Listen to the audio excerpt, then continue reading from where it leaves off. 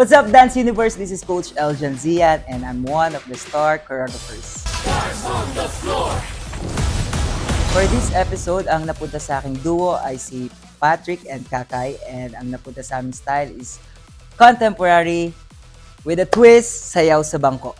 Ang mga struggle namin for this episode, especially yung first rehearsal namin, si Kakay lang yung naturuan ko kasi si Patrick may schedule na iba.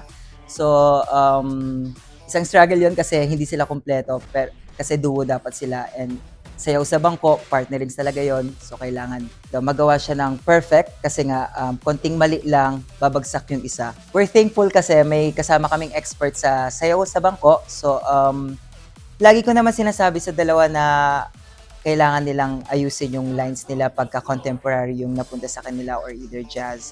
And hindi kami masyadong nahirapan sa interaction nila kasi sanay na yung dalawa na magpakilig sa inyo. And sa sayaw sa bangko, diyan kami medyo may struggle talaga. Hindi sanay yung dalawa na sumayaw sa bangko. Dance Universe, kailangan nyo abangan to kasi may bagong ipapakita ang dalawang duo na to na si Patrick and Kakay kasi sayaw sa bangko and contemporary. Kaya abangan nyo to, guys.